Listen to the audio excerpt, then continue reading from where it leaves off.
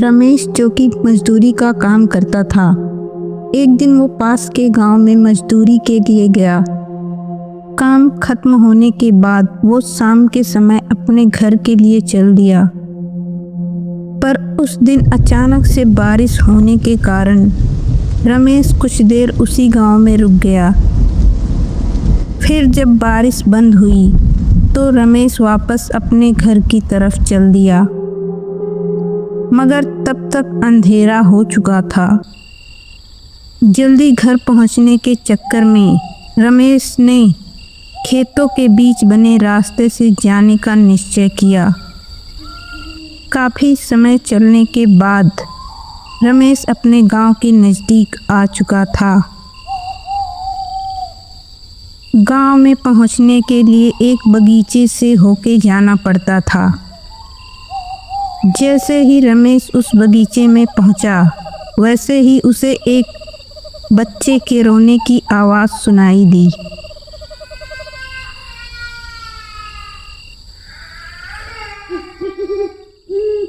रमेश ने सोचा, इतनी रात को इस बगीचे में बच्चा कैसे आ सकता है।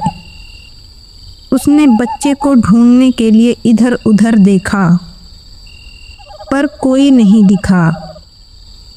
तब उसे ख्याल आया कि हो सकता है कोई औरत किसी काम से बगीचे में अपने बच्चे को साथ लेके आई होगी, इसलिए वो अपने घर की तरफ चल दिया।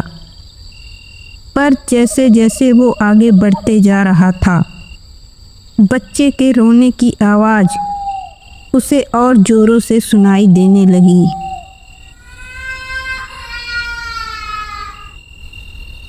रमेश ने सोचा, हो सकता है वो औरत किसी परेशानी में फंस गई होगी, मुझे मदद करनी चाहिए।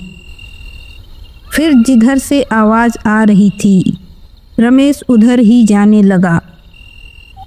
कुछ दूर पहुंचने के बाद उसने देखा एक 6-7 महीने का बच्चा एक पेड़ के नीचे लेटा हुआ है और वही रो रहा है। रमेश तुरंत उस लड़के के पास पहुंचा और जोर जोर से आवाज़ देने लगा, कौन है यहाँ पे? किसका बच्चा है ये? मगर किसी ने आवाज़ नहीं दी।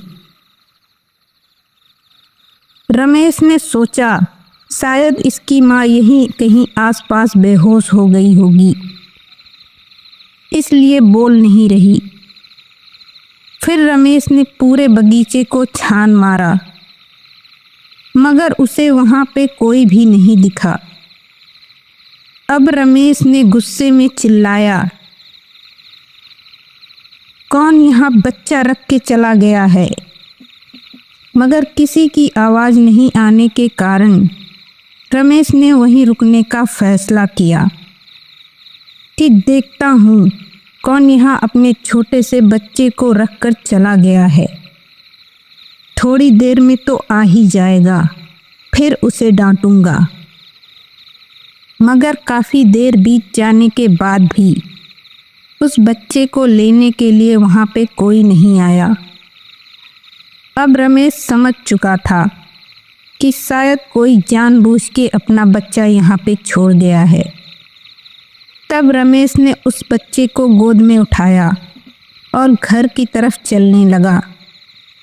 रमेश रास्ते भर चिल्लाते हुए जा रहा था, कैसे कैसे लोग रहते हैं यहाँ पे, अपने ही बच्चे को अकेला छोड़ के चले गए। गुस्से से वो पूरे रास्ते बड़बड़ाते हुए जा रहा था।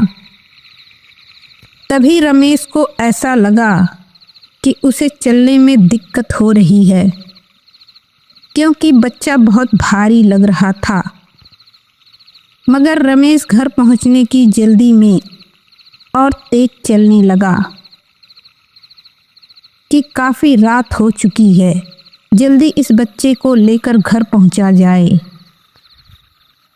कुछ कदम चलने के बाद रमेश को ऐसा महसूस हुआ जैसे बच्चे का वज़न बहुत ज़्यादा बढ़ चुका है और वो बच्चे की वजन उठा के चल नहीं पा रहा है।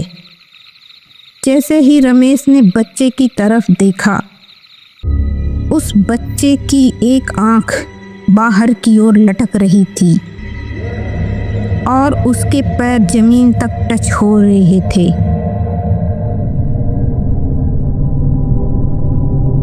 और बच्चा रमेश को देख के हंस रहा था। रमेश इतना देखते ही डर के मारे उस बच्चे को फेंक दिया।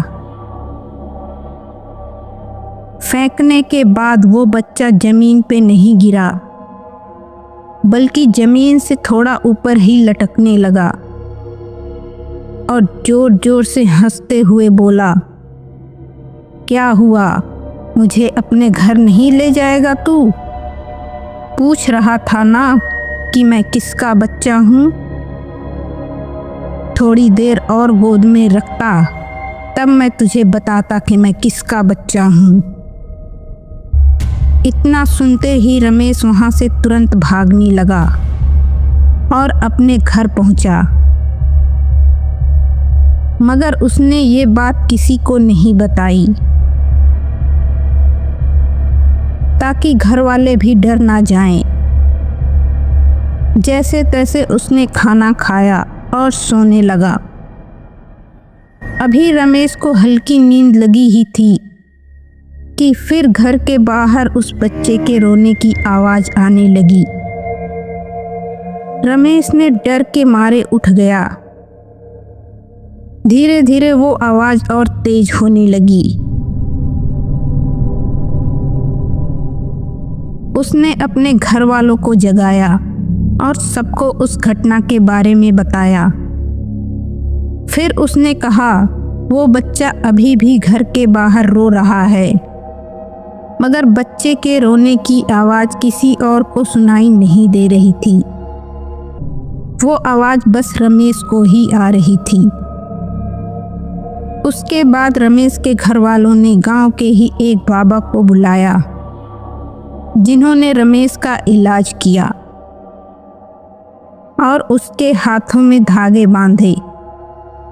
जिसके बाद रमेश को उस बच्चे के रोने की आवाज़ आनी बंद हो गई। फिर रमेश उस रात आराम से सो पाया, पर उसे इस बात का हमेशा डर लगा रहता था कि आखिर वो बच्चा कौन था, और वो कभी भी उस रास्ते से कभी नहीं गया।